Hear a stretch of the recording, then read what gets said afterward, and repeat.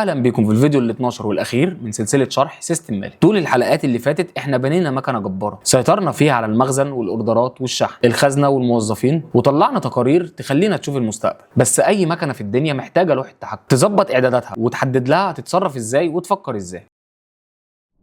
موديول الاعدادات في مالي مش مجرد شاشه بنغير منها الالوان، دي الكنترول روم اللي بتعكس قواعد البيزنس بتاعك انت على السيستم كله. الشاشه هنا متقسمه ل8 اقسام، كل قسم فيهم بيقفل ثغره معينه. تعالوا ناخدهم واحد واحد كده وبالتفصيل. القسم الاول هو القسم العام جنرال، ودي واجهه شركتك. بتحط هنا اسم البراند، رقم التليفون والعنوان.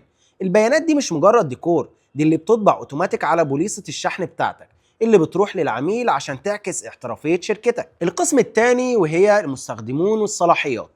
اكبر كارثه في البيزنس ان موظف يشوف ارقام ما يخصوش او يعدل في داتا المفروض ما يلمسهاش. من هنا انت بتضيف اي يوزر جديد وبتحدد له صلاحياته بالملقاط، بتختار هو يشوف ايه وما يشوفش ايه، وهل مسموح له بالمشاهده فقط ولا المشاهده والتعديل.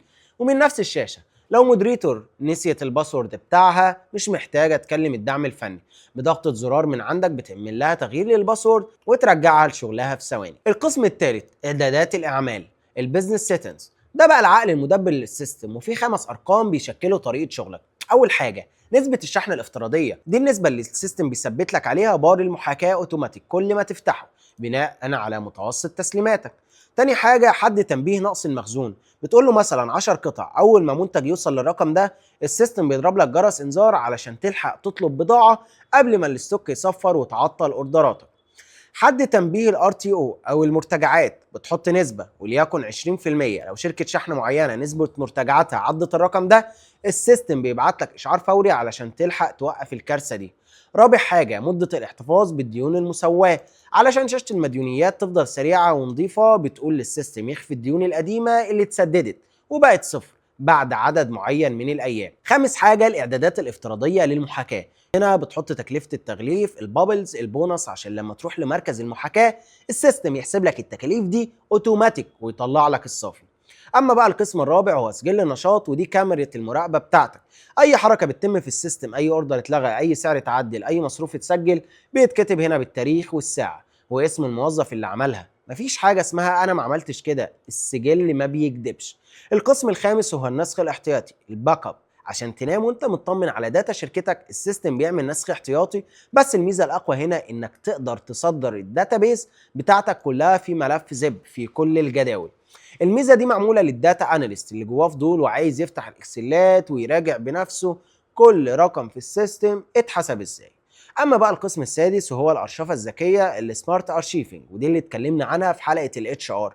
الزرار ده سحري بتدوس عليه كل فتره علشان تقفل الاوردرات القديمه وتسرع السيستم جدا. والاهم ان دي الخطوه الاجباريه اللي بتعملها قبل ما تقبض الموظفين علشان تثبت عمولاتهم على الاوردرات اللي اتسلمت فعليا وتقفل باب اي تلاعب.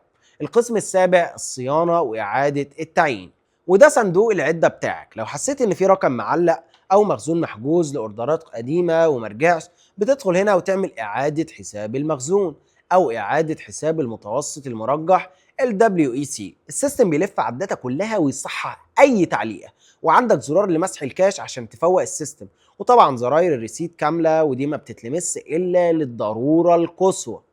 اما بقى القسم الثامن والاخير تفاصيل اشتراكك، من هنا بتتابع باقتك في مالي، بتشوف استهلكت كام من ليميت الاوردرات بتاعك وتقدر تجدد اشتراكك او تعلي الباقه بتاعتك بكل سهوله علشان تواكب نمو البيزنس بتاعك. احنا كده لفينا في كل شبر جوه مالي، من اول قطعه بضاعه بتدخل في المخزن لحد الاوردر اللي بيتسجل على التليفون، لشركه الشحن اللي بتوصله، للخزنه اللي بتحصل الفلوس، للمودريتور اللي بتاخد عمولتها، وكمان الداشبورد والتقارير اللي بتخليك تشوف البيزنس من فوق السحاب. مالي مش بس برنامج بتسجل عليه داتا، ده شريكك المالي والتشغيلي اللي بيسد كل الثغرات، اللي بتصرف فلوسك ومجهودك.